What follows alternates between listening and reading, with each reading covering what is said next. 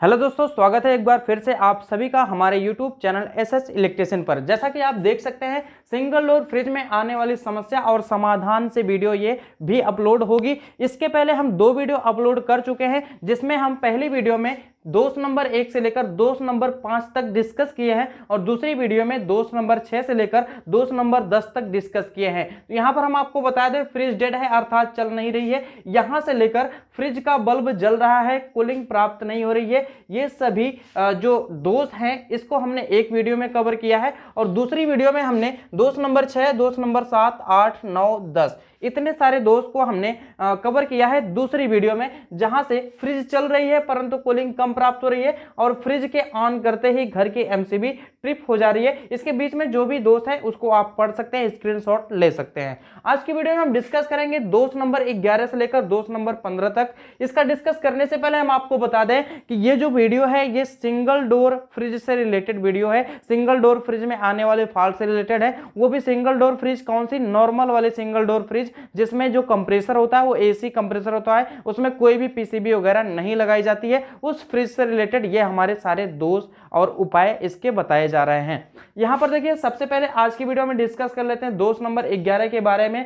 Fridge चल रही है परंतु कंप्रेसर अधिक गर्म हो रहा है। फ्रिज चल रही है परंतु कंप्रेसर अधिक गर्म हो रहा है। इसका मतलब कि हमारी जो फ्रिज है ना, जब तक चल रही है तब तक ठीक ठाक चल रही है, लेकिन कंप्रेसर बहुत अधिक गर्म हो रहा है। तो उसके लिए क्या क्या कारण हो सकते हैं और किस प्रकार से उसका समाधान निकाला जाएगा। देखिए, कंप्रेसर अगर बहुत अधिक गर्म हो रहा है लेकिन हमारा जो कूलिंग सिस्टम है ये प्रॉपर वर्क कर रहा है, तो उस कंडीशन में आपको कंप्रेसर के आयल को चेक कर लेना होगा। अब कंप्रेसर के आयल को चेक करने के लिए आपको तो गैस उड़ानी ही पड़ेगी।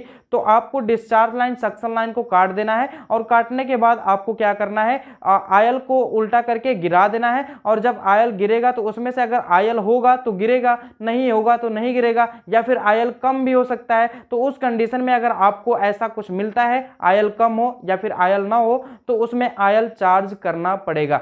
तो इस प्रकार से आपकी जो प्रॉब्लम होगी ज्यादा ओवरहीट होने की, वो खत्म हो जाएगी।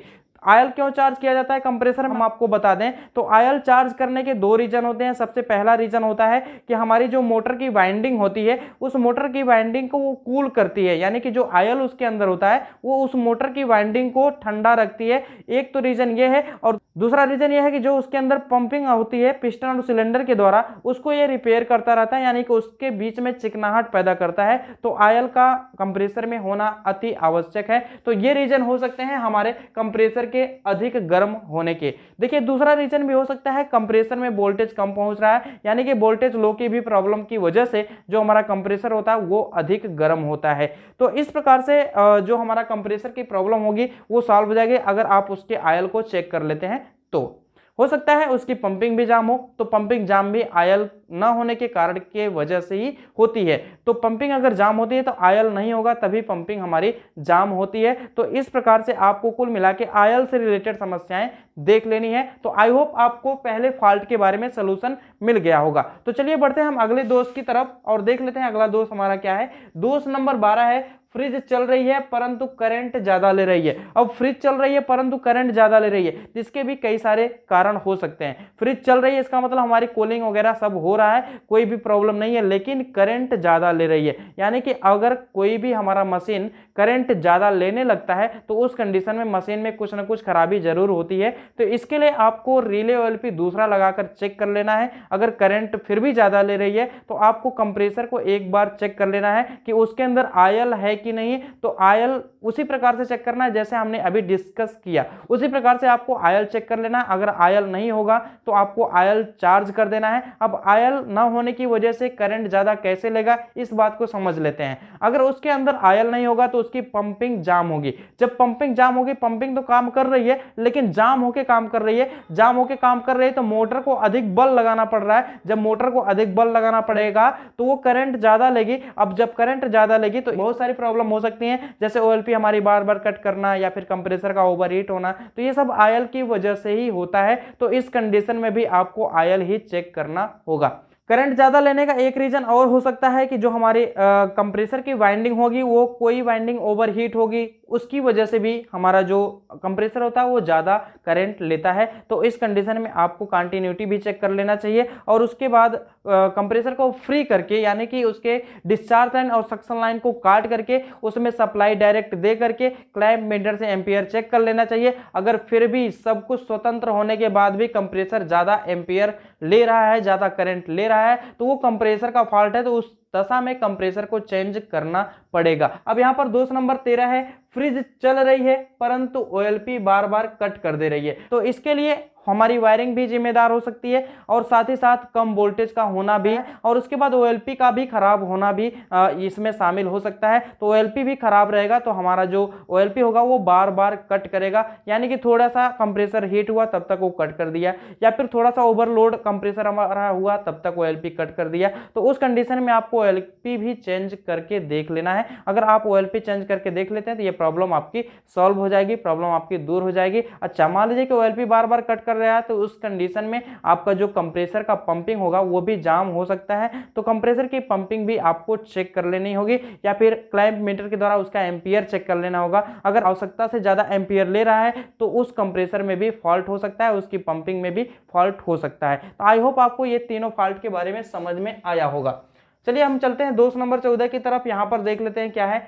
फ्रिज चल रही है परंतु उससे बहुत आवाजें आ रही हैं। अब फ्रिज चल रही है, उससे बहुत आवाजें आ रही है, तो इसका मतलब हमारे कूलिंग सिस्टम में कोई प्रॉब्लम नहीं है, आवाजें आ रही हैं। तो आवाज को हम कैसे सॉल्व कर सकते हैं? जैसे देखिए, जब फ्रिज चलती है तो कंप्रेसर हमारा वाइब्रेट होता है। जब कंप्रेसर वाइब्रेट होता है तो कंप्रेसर के पंजों के नीचे ग्रोमेट रबर लगा होता है। अगर वो ग्रोमेट रबर किसी वजह से कट जाता है तो उस कंडीशन में जो हमारा कंप्रेसर का वाइब्रेशन होता है वो पूरी बॉडी के ऊपर इफेक्ट डालता है, तो उससे झंझनाहट की आवाजें आती हैं। तो इस कंडीशन में आपको ग्रोमेट रबर चेक कर लेना है और ग्रोमेट रबर अगर खराब होगा तो उसको दूसरा लगा देना है। ग्रोमेट रबर के नट को ज्यादा टाइट भी नहीं करना है, ज्यादा ढीला भी नहीं करना है, वो नॉर्मल रहना चाहिए। यानी कि जब आपको लगे कि हाँ ये टाइट हो चुका है तो आपको वहीं पे छोड़ देना है। ज्यादा टाइट करेंगे तो फिर से ग्रोमेट रबर हमारा कट सकता है। तो आई होप आपको इसके बारे में समझ में आया होगा कि आवाज कहां से आ सकती है। दूसरा रीजन ये हो सकता है, जो हमारी कंडेंसर की जाली होती है वो कभी कभी उसकी क्लिप ढीली हो जाती है, तो उसकी वजह से जो हमारा कंडेंसर की जाली होती है वो झंझनाहट की आवाज करती है।